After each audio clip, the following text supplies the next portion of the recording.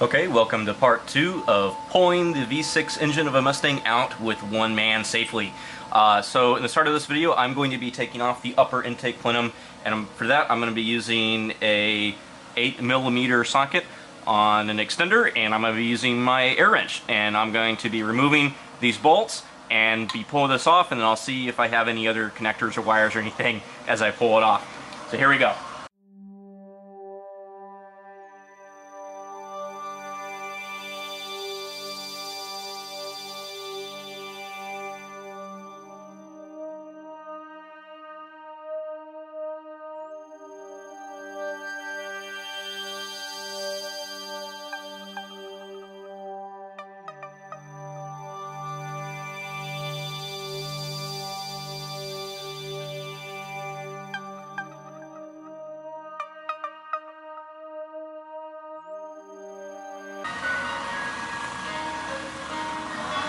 Okay, now I have that off, and if you're lucky like me, you might be able to actually reuse this, and it looks like I might be able to reuse this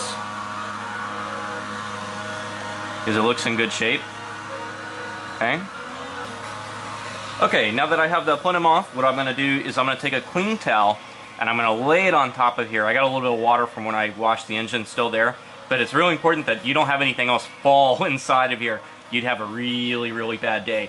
And I'm going to start taking off the fuel rail, and it's held on by 4 bolts down here. Now you already have to have this moved out of the way because see, there's a bolt that's underneath in here, and then you should be able to remove those 4 bolts on each side and then pull this fuel rail out. Now I don't want to have to disconnect everything. I don't want to pull the injectors out and all that, and I'm not even going to pull the fuel rail out. All I'm going to do is take the fuel rail and I'm going to lay it up against the other side of the car, so I don't have to, remove all of that. But I probably we're going to have to, pop these off right here to get this part of the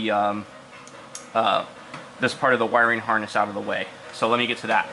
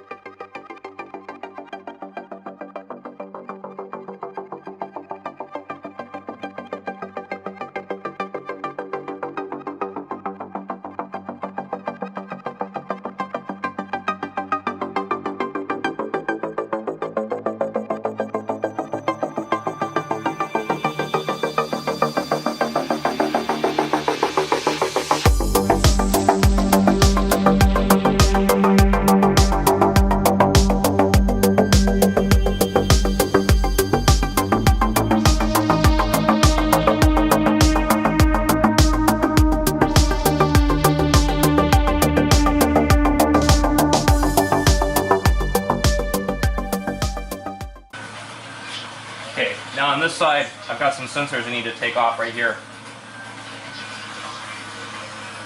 because this wiring harness comes down here. So let me try to pull these out.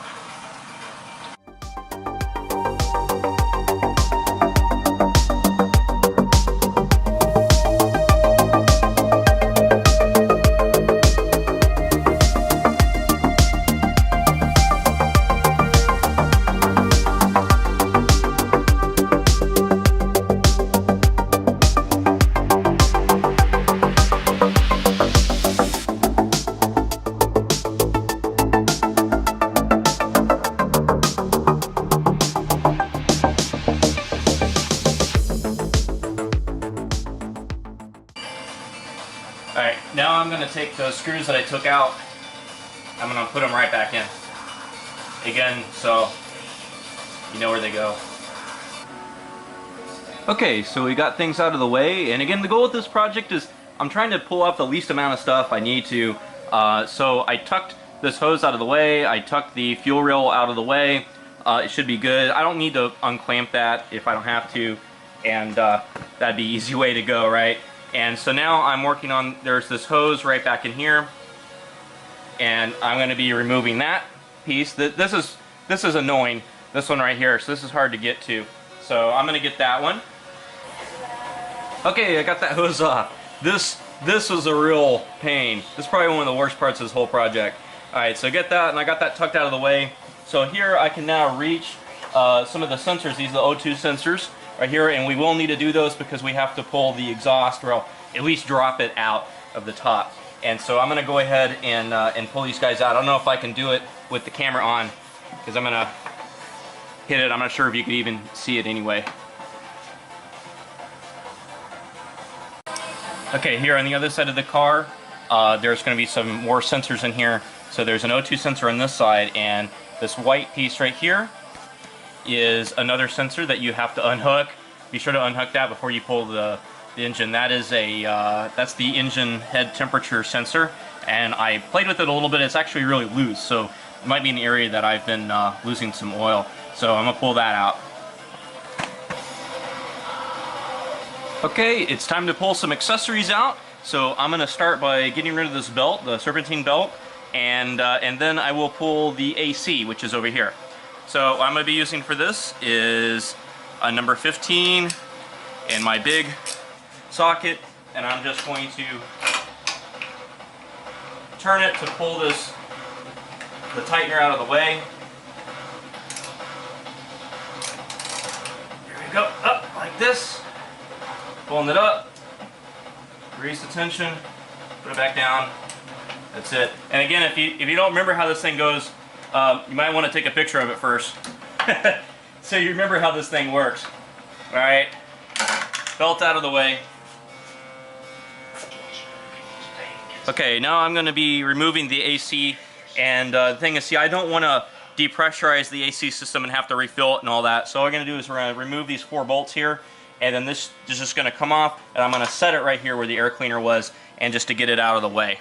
So it'd be a very, very easy way to get that off.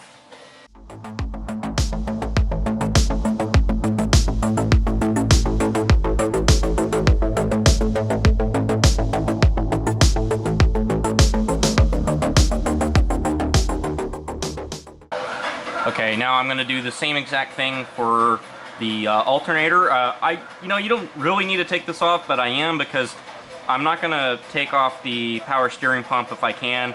And when you start pulling this engine out, the weight will want to move it to this right side. So I want to try to distribute some weight a little bit, so I'm just going to take this guy out. The same kind of procedure.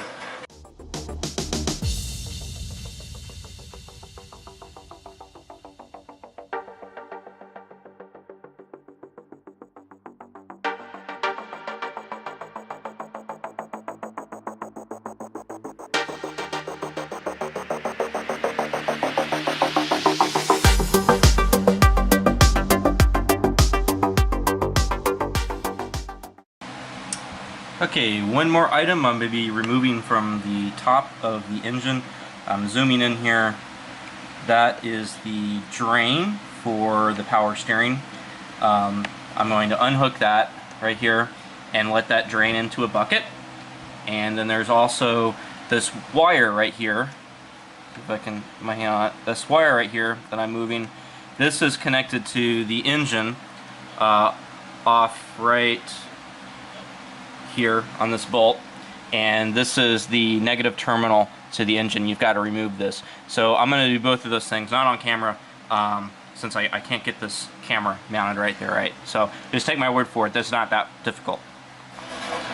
Okay, I'm going to drain the power steering, and to do that I'm underneath the car, and this is the lower drain that I think it's the return from the power steering. And if I pop that and pull that out into my bucket here, then I shouldn't make a big mess in the garage. So wish me luck on this one, guys.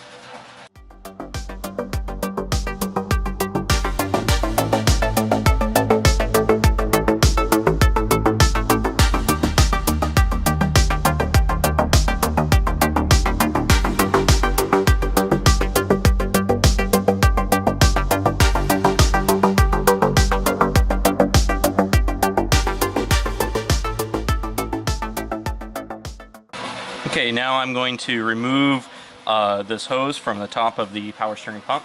You zoom in here, see what I'm talking about, this hose right here. And for that, using an 18mm.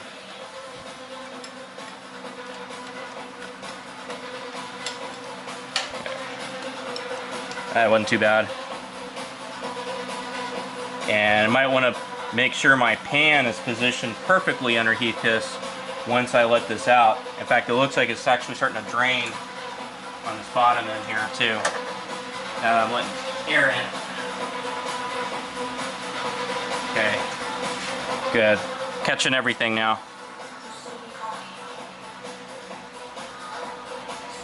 I'll let that drain out. Move this to the side again. Just about finished draining. Once we finish off draining, then I'll reattach that hose right here. Okay, now I will be reattaching the hose that I pulled out down underneath, and I'm going to be taking the other hoses right here, and I will zip tie them up so that this is the opening, so that way it'll rest over here and not drain on the floor. So very, very important now that that's finished.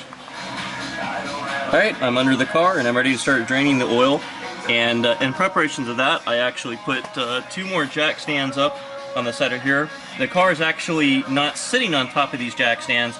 They're just about 1 millimeter or so away from touching, so they're like emergency stands. To see, I can move it just a little bit, but if these 2 stands had failed, then it'll fall on that hopefully, and I'd be okay. But before I got under here, I made sure that these stands are very secure and they're resting on all 4 posts of the stands. Very, very important. Remember, safety is the #1 goal with this, to not get this engine falling on you. And in fact, I'm not even sticking my head really under here to even do this. I really don't like getting in the car unless if I have to. So, but we will have to get under here to do this next project, which is going to be the exhaust when we get to it. So first, I'm going to drain the oil here, and let's see.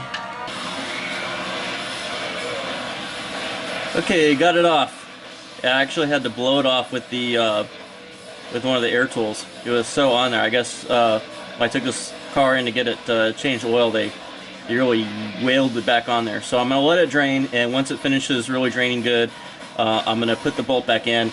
I am not going to take off the filter because again, that would just drain all over the that's just going to drain all over the floor. So I'm going to leave that one in there as well, and pull the engine out with it on, and I'll change it when I get it out of the car.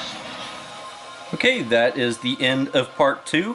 Got the fluids drained from the car that we need to, and the drain plug put back in.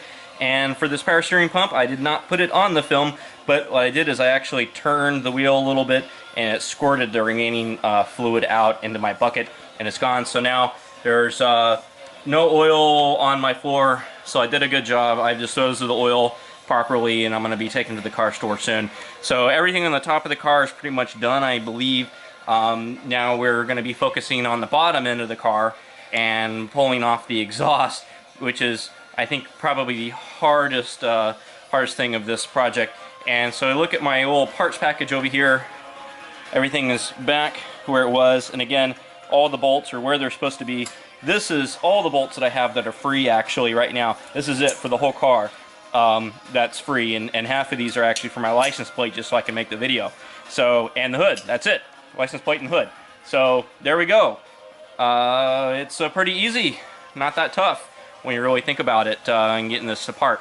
So in the next video, I will be doing the exhaust and starting to pull the bolts off of the transmission and taking the main bolts off the car that's holding it to the K-member and start jacking it up, and we'll get this thing in the air. Alright, see you next time.